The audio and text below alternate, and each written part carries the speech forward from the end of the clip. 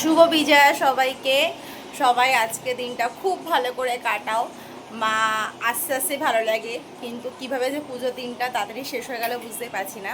তো যাই হোক, আমি সকাল সকাল আমার বাবার বাড়িতে চলে এসেছি, কারণ আজকে দশমীতে এখানে জমিয়ে খাওয়া দাওয়া হবে, সেই কারণে। তো মুখ চোখের অবস্থা দেখো খুবই খারাপ রয়েছে, কারণ কালকে রাত্রেবেলা আমি প্রোগ্রাম করে ঢুকেছি, সে রাত 1টা। তো সকাল সকাল উঠে চলে এসেছি। তো চলো দেখবো তোমাদেরকে আজকে আমার বাপের বাড়িতে কী কী অনুষ্ঠান হচ্ছে, মানে কী কী রান্না হচ্ছে মেইনলি। তো যেহেতু আমার দিদিও এখানে আছে, তো আমিও চলে এসেছি এখানে খাওয়া দাওয়া করে দুপুরবেলা, তারপর বিকালবেলা সবাই সবার বাড়ি চলে যাবো। এই যে খাসির মাংসের প্রিপারেশান হচ্ছে, খাসির মাংস বসিয়ে দেওয়া হয়েছে, আর মুরগির মাংস প্রিপারেশানটা চলছে। একটু পরে মুরগির মাংস করা হবে। মুরগির মাংসটা আমি রান্না করব, আর খাসি যেহেতু আমি করি না, খাইও না, তো খাসিটা আমার মা করছে। এই যে সব মশলা দিয়ে আমি চিকেনটা ম্যারিনেট করে নিয়েছি, এরপর চিকেন রান্নাটা বসিয়ে দেবো। তো আমাদের চিকেন রান্না এবার কমপ্লিট হয়ে গেছে। এবার আমি দুপুরের ভাত নিয়ে বসে গেছি।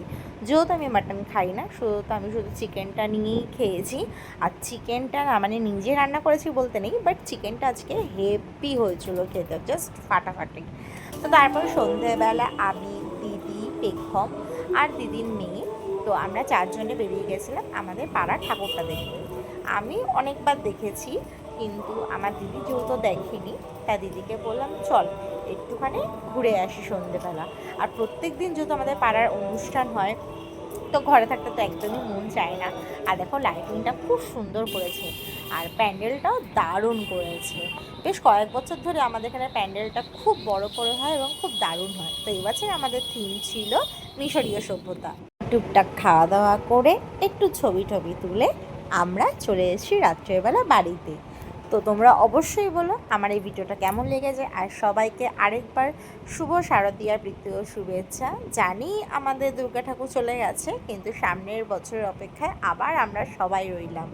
আবার এসো মা, ধুমধাম করে। টাটা, তোমাদের সাথে আবার পরে দেখা হবে।